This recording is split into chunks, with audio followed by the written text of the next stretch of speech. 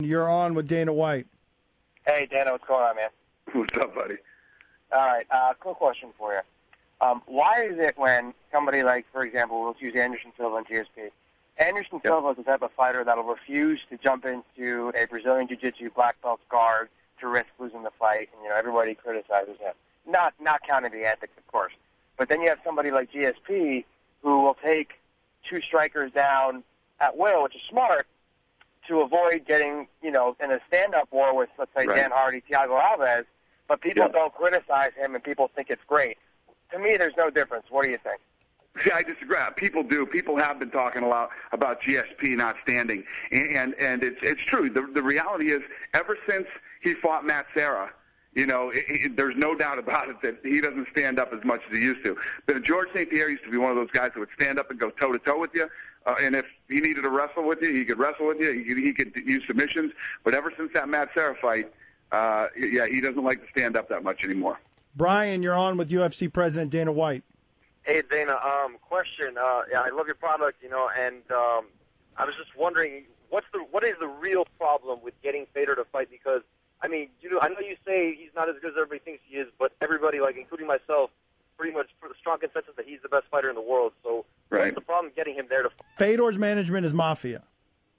Well, Fedor's management, believe me, and I know it's, you get these guys and they're fans of a fighter and they're like, oh yeah, he's my favorite fighter, and but Dana won't do this, and Dana won't, because Dana's the goofball promoter and all. Trust me, believe me, I don't know how to tell you. Tell us, give us the story, Dana. Tell us. On my kids' lives, I have flown to goofy parts of the world to go try to get this thing done. I have spent hours on the phone. And offered what? And offered what that you were most stunned that Fedor's people said, no, that's not good enough either? I can tell you this. I offered him more than anybody ever in his entire fight career has ever offered him, or ever will. How much? There was a point in time. Let me ask all of you and all your listeners this question. Brock Lesnar used to be in the WWE. I signed him and re-signed him. Chuck Liddell was the biggest superstar on earth at the time when everybody was coming after us. Chuck Liddell stayed with me. Matt Hughes, Rich Franklin. I can go through the list. It goes on and on of guys that I've not only been able to sign, but able to re-sign and keep in the UFC for years. But I can't sign this guy? Why? What am I doing that I can't sign this guy? They're lunatics. They don't want to fight the best guys in the world. Period. That's the only answer.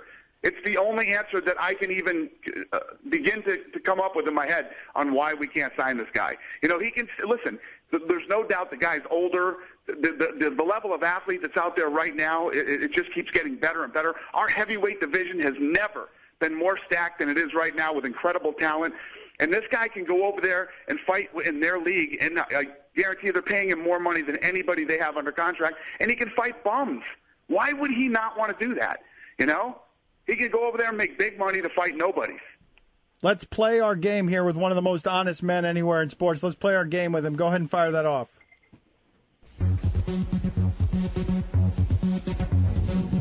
And now it's time to play Douche or No Douche.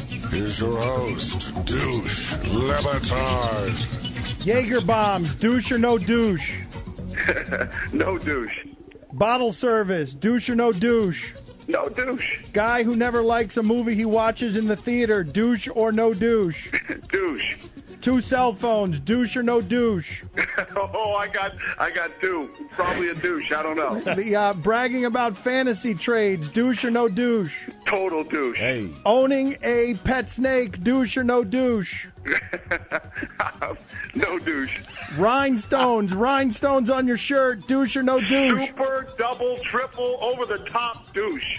Champions that threaten to drink Coors Light instead of Bud Light, douche or no douche? Oh, no. No answer. No answer to that one. Sure dog, douche or no douche? Douche. Fedor's management, douche or no douche? Douche. Tito Ortiz, douche or no douche? No douche. Jay Glazer, douche or no douche? No douche. Jay Glazer. Douche or no douche? No douche. Dana, thanks for being on with us. That is funny. Pleasure. Thank you, guys. And thanks Thanks to the fans for calling in. Appreciate it. All right. Thank you for the time and the access. UFC President Dana White, we're back after this.